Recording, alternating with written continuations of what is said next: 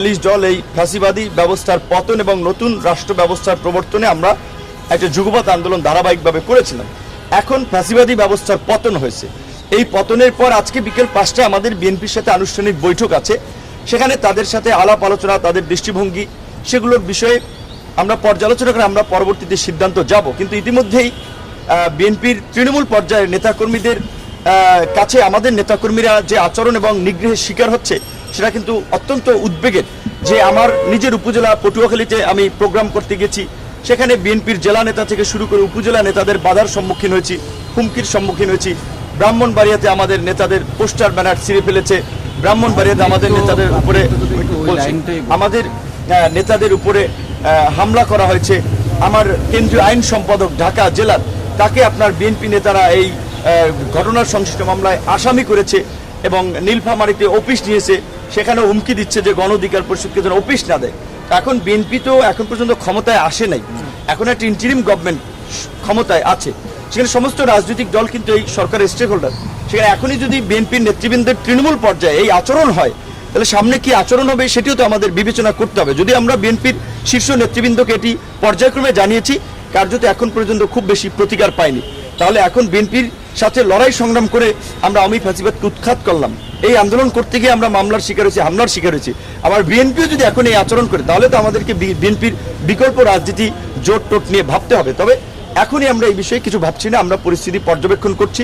আমাদের বিদেশি বন্ধুদের সাথেও সম্পর্ক উন্নয়নের পাশাপাশি দেশের জনগণকেও আমরা আমাদের যেই ইতিবাচক দাবি ছিল যে রাষ্ট্রের সংস্কার, একটা নতুন রাজনীতি, একটা নতুন পরিবর্তন, সেই জন্য জনগণের এই যে যারা আপনার চাঁদাবাজি করছে, এখন দখলদারি করছে, নতুন করে একটা আধিপত্য বিস্তারের চেষ্টা করছে, তাদের বিরুদ্ধে জনগণকে কিভাবে সংগঠিত করে আওয়ামী লীগের মতো তাদেরকে উৎখাত করা যায়, সেটাই আমাদের এই মুহূর্তে লক্ষ্য এবং উদ্দেশ্য। সেই জন্য জনগণকে সংগঠিত এবং আজকের বিএনপির সাথে এই অফিসিয়াল আলাপ আলোচনা করে সিদ্ধান্ত হবে আমরা বিএনপির সাথে আগামীতে আমাদের রাজনৈতিক সম্পর্কটা কি হবে। রাজনৈতিক দল পরিচালনা করা আর তাবলিগ জামাত পরিচালনা করা কিংবা সামাজিক সংগঠন পরিচালনা করা কিন্তু এক কথা নয়।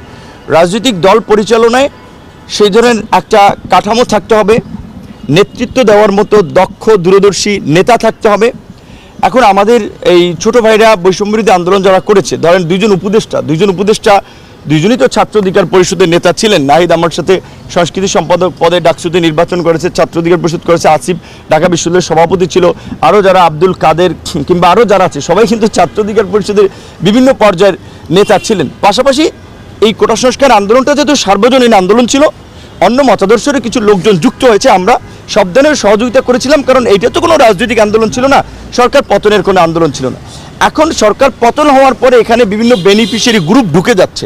ছাত্রবাহী তরুণদের এখন একটা গ্রহণযোগ্যতা, একটা ক্রেজ আছে, তারা ট্রেন্ডে আছে, এখন তাদেরকে ম্যানিপুলেট করার চেষ্টা করছে, নানান দিকে ধাবিত করার চেষ্টা করছে, এবং আমরা যেন তরুণরা ইউনাইটেড না হই সেজন্য নানানভাবে পুশ করা হচ্ছে। তবে এখন পর্যন্ত আমাদের মধ্যে আলাপ আলোচনা হচ্ছে, বসা হচ্ছে, আমরা চিন্তা করতেছি যে আমরা বৃহত্তরভাবে ইউনাইটেডলি যদি কিছু না করতে পারি তাহলে তরুণদের প্রতিও মানুষ আশা হারাবে। এখন আমাদের এক ভাই সাংবাদিক ভাই যেটা বলছিলেন যে গণ অধিকার পরিষদে আরও কিছু লোকজন রয়েছে। প্রথমত দেখেন, বিএনপি একটা বড় রাজনৈতিক দল, বিএনপি থেকে কতিপয় লোক গিয়ে এই ধরেন বিএনপির একজন আলোচিত নেতা নারায়ণগঞ্জের তিনি গিয়ে তৈরি করেছেন, এবং এই আপনার দোহারের আপনার নাজমুল হুদা সাহেব তৃণমূল বিএনপি, তাতে বিএনপির দলে কিন্তু কোনো প্রভাব পড়ে নাই। তারপরে যদি ধরেন আবার আরেকটা এই নির্বাচনে যাওয়ার জন্য একটা কিংস পার্টি তৈরি করেছিল বিএনএম, বাংলাদেশ ন্যাশনালিস্ট পার্টি। এখন গণ অধিকার পরিষদ তরুণদের দল, গণ অধিকার পরিষদ তারুণ্যের আন্দোলন সংগ্রামের মাধ্যমেই তৈরি হয়েছে।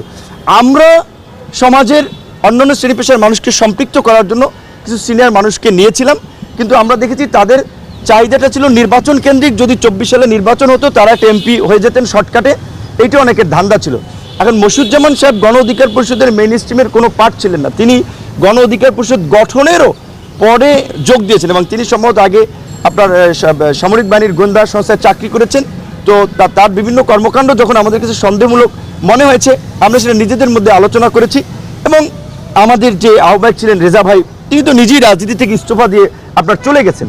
আবার এখন এই সমস্ত মানুষের এখন আবার একটা আগ্রহ তৈরি হয়েছে যে এখন উপদেষ্টাদের সাথে মিটিং করে সামনে একটা জোট হবে বিএনপির সাথে থেকে, যদি একটা এমপি টেমপি হওয়া যায়। তো এখন অনেকে গণ অধিকার অফিসিয়ালি নিবন্ধন হওয়ার পরেও কারণ অনেকে আবার দু একজন দেখা যায় 2-4 জন গণ অধিকার পরিষদকে ফ্র্যাকশন দেখানোর জন্য কিংবা এইটার একটা ব্যাড ইমেজ দেওয়ার জন্য কিছু লোককে পৃষ্ঠপোষকতা করে আরেকটা গণ অধিকার পরিষদ দেখানোর চেষ্টা করছে। কিন্তু আমরা পরিষ্কারভাবেই বলছি যে গণ অধিকার পরিষদের যে রাজনৈতিক কমিটমেন্ট, একটা গণতান্ত্রিক ব্যবস্থার পুনঃপ্রবর্তন, রাষ্ট্র এবং রাজনীতিতে সংস্কার, আজকে ধরেন অনেক দল কিংবা নেতারা বলছে 2বারের বেশি কেউ প্রধানমন্ত্রী হতে পারবে না। এইটা আজকে এখন পত্রিকায় হেডলাইন হচ্ছে, টেলিভিশনে আলোচনা হচ্ছে। এই কথাটা গণ অধিকার পরিষদ থেকে আমরা 21 সালে আমাদের ঘোষণাপত্রে আমরা বলেছি। আমাদের ঘোষণাপত্রে আমরা বলেছি যে দ্বিদলীয় দুর্বৃত্তায়িত রাজনীতির বিপরীতে একটা নতুন ধারার রাজনীতি আমরা প্রতিষ্ঠিত করতে চাই। বিভাজনের রাজনীতির বিপরীতে আমরা একটা ঐক্য সম্প্রীতির রাজনীতি আমরা প্রতিষ্ঠা করতে চাই। আমরা সেখানে বলেছি যে একই ব্যক্তি দলীয় প্রধান এবং সরকার প্রধান থাকতে পারবে না। তো এই যে সংস্কারগুলো, এগুলো কিন্তু 21 সালে আমাদের রাজনৈতিক ঘোষণাপত্র আমরা দিয়েছি। সেই সময় হয়তো আমরা এত পরিচিত ছিলাম না, আমাদের এত অবস্থান ছিল না, যে কারণে এই বিষয়গুলো পরিচিত হয় নাই। তো এখন এই গণ অধিকার পরিষদের মতো একটা সম্ভাবনাময় দলকে আপনার নানানভাবে বিতর্কিত করার জন্য, নেতৃবৃন্দকে বিতর্কিত করার জন্য নানান ধরনের ষড়যন্ত্র প্রচেষ্টা আছে, চলবে। এগুলো মোকাবেলা করে আমরা এই পর্যন্ত এসেছি। সুতরাং এইটা আমরা কিছু মনে করি না এবং আমরা নির্বাচন কমিশনে পরিষ্কারভাবে চিঠি দিয়ে জানিয়েছি গণ অধিকার পরিষদ একটি নিবন্ধিত দল। এই দলের নাম ব্যবহার করে কাউকে যেন কোনো ধরনের নিবন্ধন না দেওয়া হয় বা আমরা আইনগতভাবে এটার পদক্ষেপ নেব। এই যে গণ অধিকার পরিষদ ধরেন দাবি করলে যেটা হবে না। এখন বিএনপির যেটা বলেছি, তাও বিএনপির নাম দেয়নি, দিচ্ছে তৃণমূল বিএনপি। নির্বাচন কমিশনের এটা কিন্তু একটা অনৈতিক সিদ্ধান্ত ছিল যে বিএনপি একটা বড় পার্টি, তার কাছাকাছি একটা নামে তৃণমূল বিএনপি নামে একটা নিবন্ধন দিল। এখন কিছু ছেলেপিলে ধরেন যাদের আপনার বিতর্কিত কর্মকাণ্ডের কারণে আমরা তাদের বিরুদ্ধে পদক্ষেপ নিলাম বা তাদেরকে আমরা শাস্তিমূলক পদক্ষেপ নিলাম, তারা একটা